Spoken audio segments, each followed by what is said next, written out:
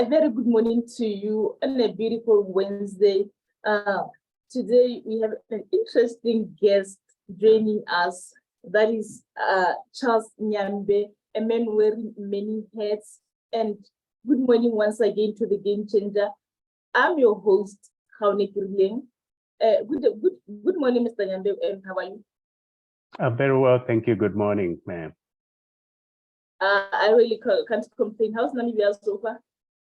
Oh, so far, Namibia is a bit rainy. We're in the, as you know, in the southern region, we're experiencing the rainy season. It's cloudy.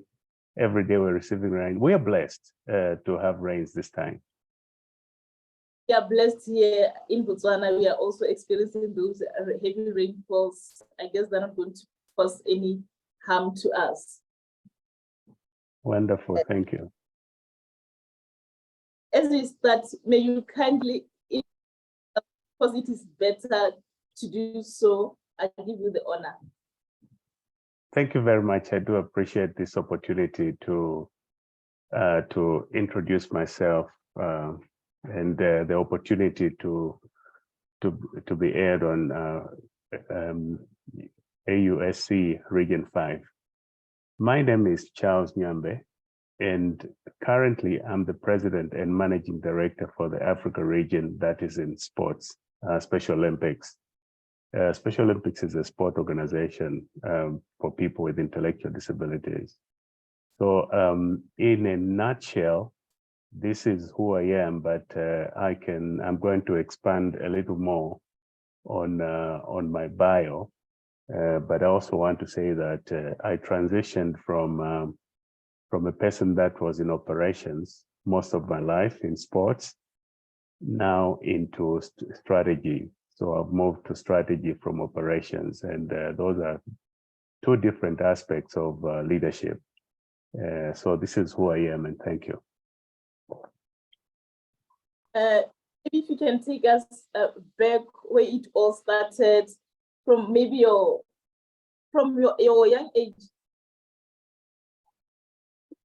Okay, no, thank you. From my young age, let me first begin by saying that from my young age, I went to school in Zambia. I've lived predominantly in two countries. I've lived in Zambia because my parents lived in Zambia many years ago, and they worked in Zambia, in the government of Zambia. Though originally they were Namibian, but they left Namibia during the time Namibia was under the apartheid regime before its independence in 1990. So when I lived in Zambia, I went to school, but where it all started was in my high school, where I went to St. Columbus, a mission school. And at that school, it was led by Christian Brothers, and the Christian Brothers had a way of organizing. It was a boys' school, by the way, organizing sport at that school. Sport was organized in such a way that the boys, the entire school was divided into sports teams, volleyball and football. And all of us were required to play. So every after school, Monday to Friday, because it was a boarding school, all of us went out. On a Monday, played football, and a Tuesday played volleyball, and a Wednesday played football, and a Thursday played volleyball, and Friday was a resting day. And these teams competed in a league against each other, just like leagues football leagues that you see in many countries. And at the end of the term, the schools would provide vouchers to winning teams and successful teams and individuals, and we would go with those vouchers to the school tuck shop and select whatever we wanted equal to the value of that voucher. And they generated the love for sport into us. So I remember during holidays, I would go back home in Livingstone, where my sister lived, and I was with my sister at the time. And every time I was in Livingstone, I wanted to play volleyball. I was looking for a volleyball team, and I joined the local volleyball team there because sport was engraved in me. So that is where it all started. And then I wrote to as I was completing my secondary school, I wrote to the University of Zambia because now I was so interested in sport. So I wrote to the sports director at the University of Zambia and asked him how I would take sport as a career. Then he wrote back to me and said, Charles, if you would like to take sport as a career, you need to take physical education as a course first, because with physical education, that's a stepping stone to sport. And I said, oh, thank you for the guidance. And I did exactly that. I enrolled to Nkrumah Teachers College. At the time, the only college that offered physical education in the country. And I enrolled for physical education and geography. And while at the school, in physical education, I did almost all the sports, learned all the sports, but basketball was dominant. And I had a very, very good basketball American coach who was a lecturer who was teaching us. And he taught me in threefold, as a referee, as a player, and as a coach. So when I graduated, that was in a town called Kabwe. When I graduated, I went to a school in Kabwe, and that was called High Ridge Secondary School. And that was they called it the worst school in terms of sport. I remember going to the school and the teachers telling me that, what are you trying to do to try and introduce sport at this school? We don't do sport here. The other teachers and the staff from in, and I was saying, oh my goodness, what have I brought myself into? But I pursued that. I pursued, training the students, introducing sport. And long story short, at the end of 2 years, that school that did not have sport at all were the national champions in basketball, and I was the coach. And they were the third national champions in volleyball and champions in the provincial in volleyball in the province. And then we had the track and field event activities. We had a track and field track at the school, something that never existed. So with that 2-year turnaround of a school that was regarded as trash in terms of sport, I was interviewed by a mining company called in Zambia. They had these Zambia Consolidated Copper Mines, and I was interviewed there to serve as the senior sports and recreation officer in Changa Division in 1992, many years ago. And I got the job. And that is where I expanded even further in terms of my knowledge of sport, because now I was running really huge clubs in that mining company. Squash club, rackets club, football club, the very organized cricket clubs and golf club, the rugby club, bowling clubs, name it, all sports. And I was the person in charge of the sports managers, and who were responsible for ensuring that sports is running and equipment is available at those clubs. And while there, I was sent because I was involved in Zambian basketball, refereeing and coaching, I was sent by the Zambia Basketball Federation to the Hungarian University of Physical Education, where I received a diploma in basketball coaching. So I became, a professional basketball coach. And then when I returned, then I was promoted at the mines as a group sports advisor to be responsible for the other mines in 7 other mines. So I was the one overseeing all the other mines, including the mines that I came from. So that is sports only, not that's sports and recreation. And there's a time when the Zambian government privatized the mines. And when the mines were privatized, I then went to the University of Zambia, where I became the sports director. And then I moved to the sports director as a sports director at the University of Zambia, continued to coach basketball. And then I also received a FIBA license. I was the second Zambian in the country to receive a FIBA license, basketball international referee's license. And so I was a qualified coach and a qualified referee, which is a rare combination in basketball. So I became such an expert in basketball. And then Namibia was independent and my family was back in Namibia. So I decided to come back to Namibia and receive my Namibian citizenship because my parents were descent of Namibia. So that's how I came back to Namibia.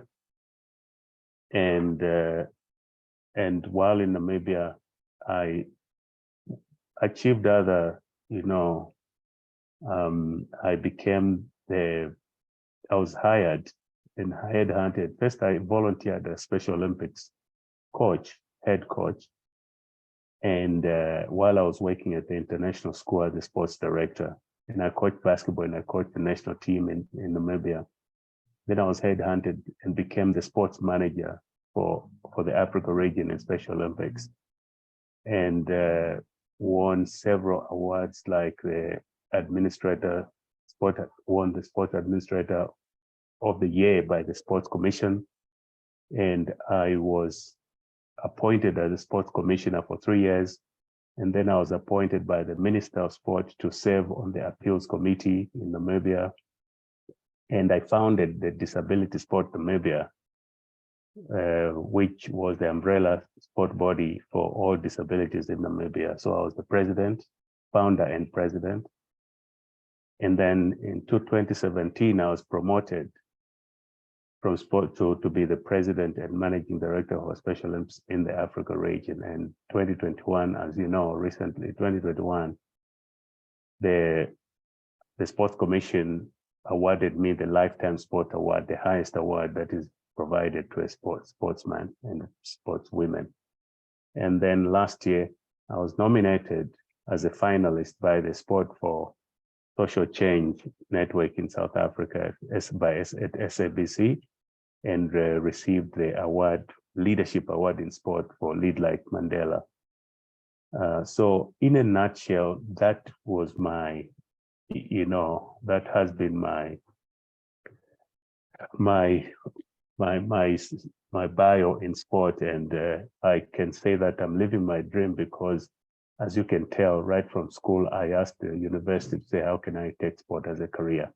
And this is what I encourage many coaches and people to do, to deliberately. If you want to be a doctor, you have to go to a doctor's school. If you want to be a coach, you have to go to a university and take physical education. And recently I got my master's in global sport because I'm doing global sport right now. So that's what I would encourage everybody. Thank you. You seem to be a jack of, you've done all sport codes. Which coach did you or did not do? Most sport code I've played most of the sport, because when you're in physical education, when you take physical education, you are required to learn the basics and how to teach most of the sports because it's physical education. I can go to a school right now and teach the techniques of track and field. That's the beauty of physical education. I can teach the basics of golf. I can teach the basics of bowling. I may not teach champions, but I'll teach basics of almost every sport. The only sport that the sport that I took predominantly, very aggressively, were basketball and volleyball. I played in the national team. I mean, I coached the national teams of basketball and became a referee and coach in basketball, a national referee, and refereed in many places of the world. But the sports that I did not take part in, we did the basics of, for instance, rugby, but I didn't participate in sport like rugby and karate and so on. Some of those sports, we were organizers to make sure that they have the need. Boxing, we ensured that they have the boxing equipment, they have the boxing facilities, and boxing is going on. But I did not take the course in terms of coaching boxing. So to answer your question, yes, there are some sports that I just administered, but I did not have an opportunity to coach in those sports. Do you by any chance have number of coaches that you have produced? Absolutely. I've produced a lot of coaches and referees too. In fact, let me start by referees. There's a lady who lives in Botswana, and her name is Dorothy Okacha. She was playing for my team when I coached the university team here in Namibia, and I was coaching the coaching program for referees and a coaching program for coaches. So she was one of the coaches that I trained as a referee.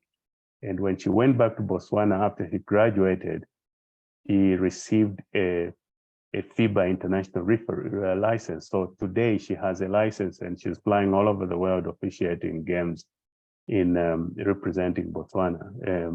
And there's another lady, Sauti, and there's another gentleman, Jerome Kistings, who is not in officiating anymore.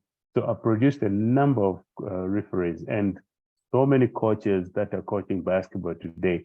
And let me say this, two of the federations where I went to, as we speak today, the president of the Zambia Basketball Federation is Mr. Maziko Piri.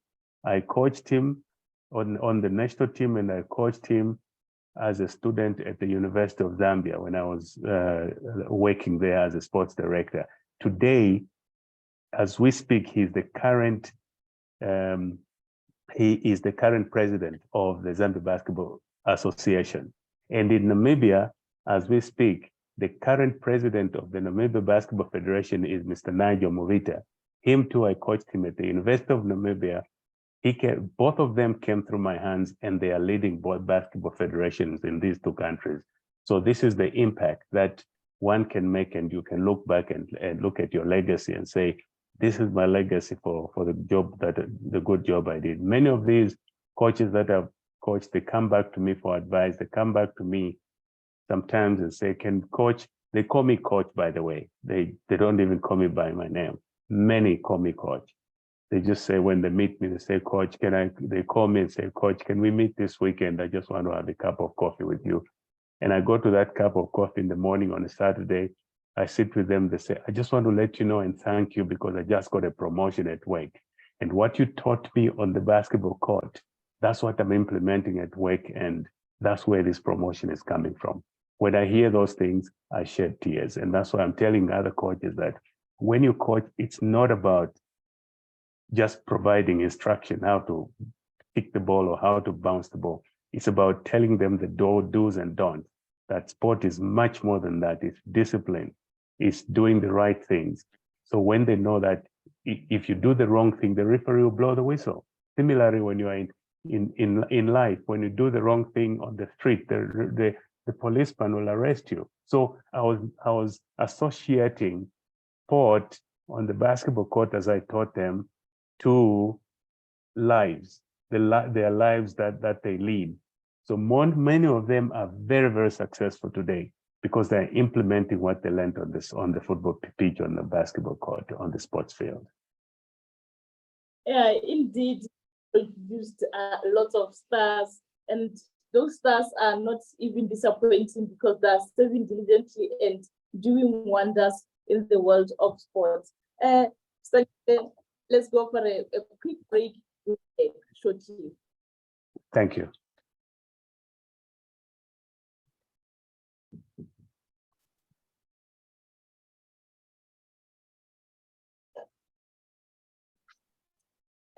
Welcome back. In case you just joined us, we are having a conversation with a man of many heads, Mr. Charles Nyambe.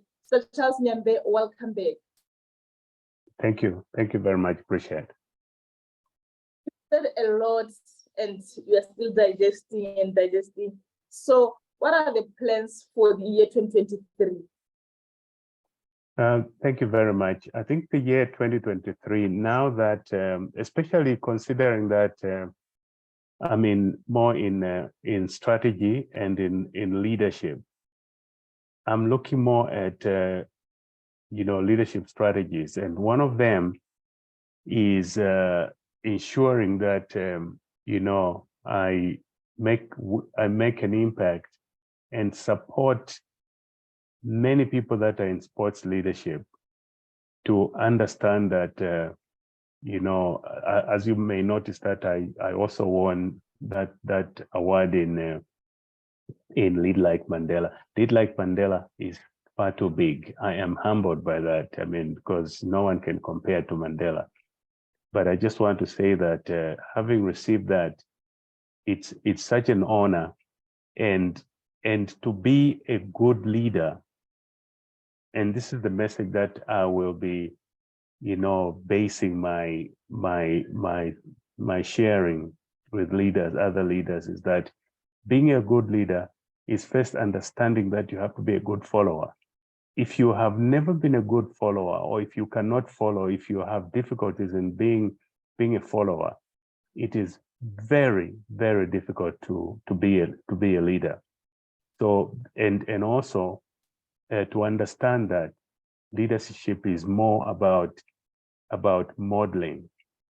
What you model is what people see and understand and will do. You can say a lot of things to people that do this, do that, I want you to do this. They're not going to follow that. They're going to follow what you do. Children look at us, they see us, what the things that we do. You'll notice that many parents that smoke, their children will start smoking because they've got the message from there to say it is okay to smoke. Many parents that drink, children start drinking in future. When they grow up, they say it's okay to drink. Many, the opposite, who do the opposite, who don't, children don't, because they think, well, a few will go their own way. So similarly, in leadership, when we are leading people, we can say what we want, but what we do speaks louder than what we say, because that's what people are going to look at and say. And especially, we don't understand that many look at us when we're in leadership. Some of them we don't even know. We will never even know them, but they admire us. They look at us. They want to be like us. Many people want to be like Mandela, but Mandela has died never knowing those people. So similarly, each person that is in leadership, we must know that there are people that are looking at us, secret admirers, and saying, I would like to be like that woman, like that man. And if we make a mistake, we break a lot of hearts. We break a lot of people. People fall down and people fall apart because we've done wrong. So that's why as leaders, we don't have to say it. We have to do the right thing at all times. We have to sacrifice. It's a really big sacrifice. Prune certain things that we do and just make sure, because we know that there's many young lives that are looking at us that we're going to destroy if we think we are destroying ourselves. So that's the message that I would like to share with most leaders, is do and don't say. And I also want to mention that in doing that, we will have that satisfaction that we don't see, intrinsic satisfaction. That place is so boring of leadership. When you're there at the top, it's so boring because, hey, you have to do this, you have to do that, you don't have to do that. It's a very disciplined place, but the satisfaction is understanding that I have done this for the sake of another life, another person. And to finish off this part of my discussion is, when you're in leadership, everybody's watching you. They say, there's a saying, when there's a strong wind, it's the tall trees that get affected, that get affected. You will see the tall trees can even break when there's a very strong wind, but the shrubs, the small bushes, that wind will not even affect them. You won't even see that they are bending a little bit. So when you're in leadership, you're like a tall tree. Everybody sees you in leadership. And it's important that when you're a tall tree, when you're in leadership, you should understand that everybody's watching you, and you have to be mindful what you're doing. And it's not easy up there, because you are like a tall tree. You're getting all the wind, you're getting all the some people criticize you. That's the wind. So, but in leadership, even in sports leadership, we have to stand strong, because that wind is not going to break us anyway. You seem to be traveling around Africa. Talk to us about that. Yes, traveling in Special Olympics as a president and managing director of the region is part of my job. And my reason for traveling is to especially conduct, I travel to conduct governance training to boards of directors. Let me give an explanation of how Special Olympics is set up. Our organization, Special Olympics, is set up in such a way that in each country, there's an entity that is created, the board of directors of Special Olympics. Like Botswana, there's Special Olympics Botswana, Special Olympics Kenya, Special Olympics Gambia, Malawi, Zimbabwe, Nigeria, and so on and so forth. So all these programs, we call them programs, are accredited to Special Olympics International. And there's a standard that they have to follow in terms of providing, leadership and sport and competition to the athletes in the country. So they are independent. So our job is to ensure that governance is going on well, that there's oversight. The boards of directors are providing oversight to these programs to ensure that they are following the mission and promoting the mission and vision of Special Olympics in the country. And also they are adhering to their accreditation requirements. So our job is to continue to go to these countries and provide that support, sometimes conduct governance training and general orientation in Special Olympics, and just attend some events, national events they might have, and games they might have, and support them if they have any big partnerships, announcements they are creating in the countries, because we also encourage partnerships. Partnerships are very important, that with UN agencies, with other organizations, and so on and so forth. So sometimes we go in those countries to encourage those partnerships, to speak at those forums, and so on and so forth. So we have a team of 12 staff members in the Africa region that I supervise, 12 staff members, and they're divided in different categories. And we travel around the continent and also around the world also to attend international events like our upcoming Special Olympics International World Games, Summer Games, that will be held in Berlin this year, 2023, in June, from the 17th to the 25th of June. We're having our World Summer Games there in Berlin. So as we are an Olympic organization and Olympic movement as well, we have summer and winter games. So our summer games are going to be in Berlin. So we travel extensively to provide sport to our boards and to our athletes, to our affiliates. Okay. If you have any questions regarding African Women's Sports Council Region 5, there are the numbers in the screen appearing now. You can ask anything regarding activities, programs that will be happening in the year 2023 about Region 5.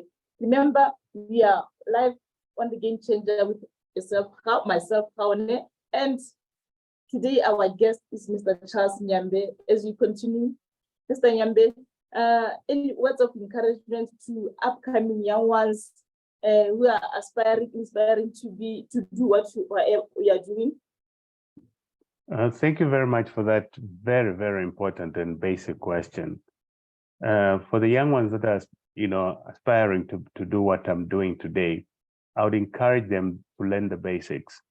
As I mentioned earlier, if you look at sport especially in most of Africa, many people that are in sport, if you ask them, majority of them will tell you the following. They'll say they are in sport because they played sport, but not that they have a qualification in sport. Either they played volleyball once, they played on a national team of football, then they become a coach. They were coached in football, they were coached in basketball, they were coached in volleyball, and then they became a coach. But in order for you to become a coach, an administrator in sport, you need to get a qualification. And this is my argument. You cannot practice law. The law association will not allow you to practice law if you haven't gone to law school. But why is sport allowing people that have not gone to sports school to run sports?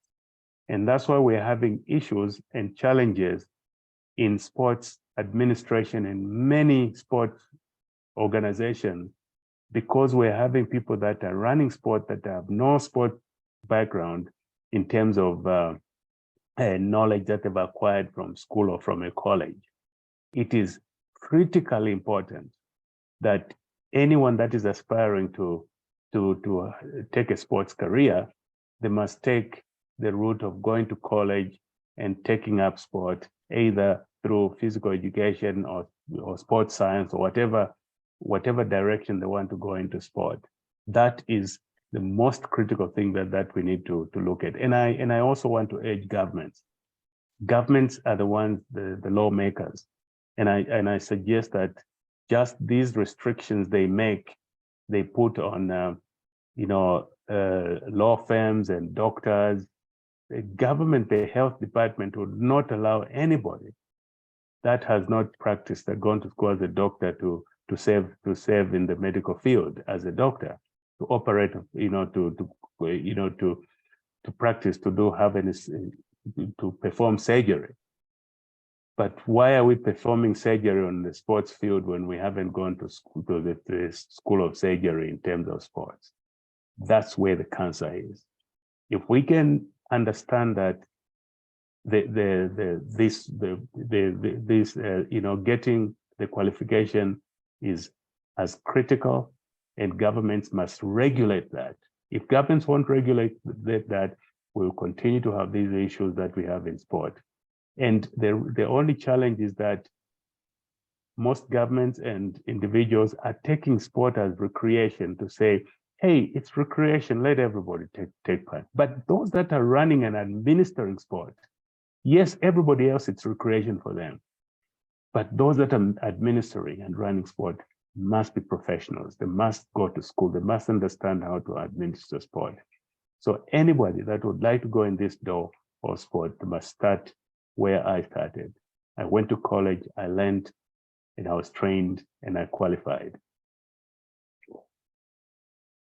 I think in your busy schedule, you must find time to talk to us about sports administration, because it is a topic that we really should expand more in. Then, as we part ways, Mr. Nyambe, talk to us about the award that you got last year. How was it like as compared to other awards that you've won before? Thank you very much for asking that question. The Lead Like Mandela award that I received from the Sport for Social Change Network in South Africa. The difference, and let me say the difference in terms of that award and its sport leadership, that signifies social change. The the underlining word there is social change. What social change impact am I making? When you see me today, you might see me on the screen and I'm wearing a tie and a suit. This is rare.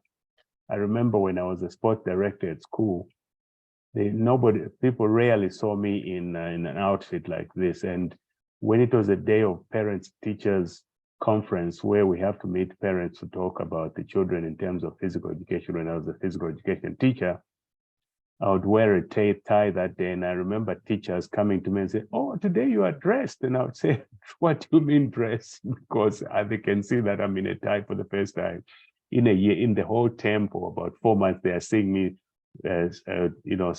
dressed smartly. Similarly, in Special Olympics, I rarely dress like this in my job, because our job is a very, very noble job that we are working with people with intellectual disabilities. That's social change we're talking about. And I'll give you a brief story. There's a young man, a board member once, and this is what social change means. A young man, we were having a meeting in London, a board of directors meeting for Special Olympics. And one of the board members came up to me and displayed on his phone to say, I was in Tanzania. He used to do mission work. He showed me a photo of a young man in Tanzania in the refugee camp who he met the previous month and said, "Charles, come and look at this. You are the president and managing director of the Africa region of Special Olympics. Look at this." This young man in a refugee camp where I went in Tanzania, the Nyarugusu refugee camp, was chained by his mother. And he was 7 years old. All his life, every day, that young man got chained in the hut and stayed like that. What crime did he commit? The crime he committed is that he had an intellectual disability. That's all. Because he had an intellectual disability, and the mother didn't want him to stray away and run away while she goes to look for food. When he showed me this, I immediately contacted the national director, the program in Special Olympics Tanzania, and said, we have work to do. There's somebody we found in the Nyarugusu camp who has an intellectual disability, and those are our athletes, people with intellectual disabilities. So we need to go and provide to make a difference and show the community that intellectual disability is not a sickness or is something that people should be chained like that. That's injustice. So we went there, the team went into Tanzania. We have a staff member in Kenya who lives closer there. He flew to Tanzania and drove. It was a very remote place near the Burundi border, went to that refugee camp. We looked for him and found him. And then we started talking to the mother, and we recruited young men in the camp and trained them as coaches. That's how we can sustain a program there. We trained them as Special Olympics coaches, and we asked them to start recruiting people with intellectual disabilities and those without, so that they form Special Olympics football teams and form what you call unified teams, those with and without intellectual disabilities, playing together as to create inclusion. So then we got those religious leaders in the camp and made them Special Olympics program leaders. We gave them leadership. Then we got partnerships, like Lions Club International. They provided us with equipment. We brought goalposts. We fabricated goalposts and brought them football goalposts from miles away, kilometers away, and put them on the field. And then activities started. And this young man, Malachi, was unchained, was registered on the Special Olympics team, started playing football. The ball replaced the chain. We took that chain. Actually, that chain is symbolic. It is hanging in our headquarters in a picture frame in our headquarters in Washington as a symbol of the liberation of and the power of Special Olympics. That young man, I wish I could show you the images, but that young man eventually qualified at the national games in Tanzania to participate in the World Games. And he went to the World Games. Malachi traveled to Abu Dhabi, where our 2019 World Games were held, and he competed there, he participated there. He didn't need change anymore because the community came around him. He was accepted by the community, by his relatives, by the kids that used to think he's a madman and so on. They accepted him as one of them, and they included him in the community. And he didn't need any change anymore. Today, he's gone back to Burundi because he was a refugee in Tanzania.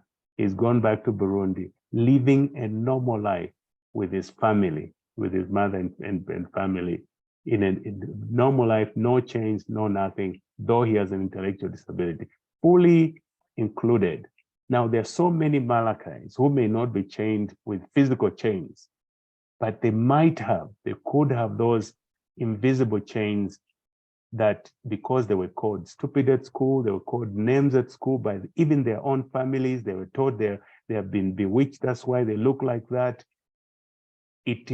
That's the game changer. That's what you talk about, that we change those attitudes of people. We reverse the attitudes of people, that they accept people with disabilities and include them in the community. So some people are mentally chained. And our job is to unchain those people and also unchain the so-called regular people, the so-called normal people who think those with disabilities are chained. Those are invisible chains as well. So we break those bridges and unite communities. That is the job that we do. And when you do that kind of job, you pull your sleeves and dirty your fingers, and that's what we do. You deserve to receive this award, the Sport for Social Change Network, because this organization saw the work that I lead in terms of making that kind of change, where people who, and he's not the only example. There's another one in Malawi, another young man, Aaron, who was chained as well by the mother, and we unchained him and started playing, started going to regular school and so on and so forth. We have so many Malachis in Africa that we need to unchain. Our work is not done, and we're not going to give up. We'll continue to do that. And that's why I received this award. So this award, I dedicated it to the entire Special Olympics athletes in Africa and the staff members that I work with, because it's not me alone that do this work. I just lead. That's why the award says lead like Mandela. I just lead, but the entire team is the one that achieves what we achieve every day on the sports field. So in a nutshell, that's where that award derived from. Thank you. Congratulations more for the award, and it was a pleasure having you, Mr. Nyambe. We applaud and appreciate the work that you are doing, and keep on doing that. Hopefully, we'll chat again very soon. Thank you very much for this opportunity. It is indeed a really great opportunity, and thank you to the listeners. And I hope the message has gone out, and I hope somebody has been impacted by this message, and it will make a change somewhere. I really do appreciate a USC Region 5 for giving me this opportunity. I am humbled and I'm thankful. That is all we have today from the game, and my crew. We'll meet again next week, Wednesday, with another interesting conversation and another interesting guest. It's a wrap from us. Thank you very much.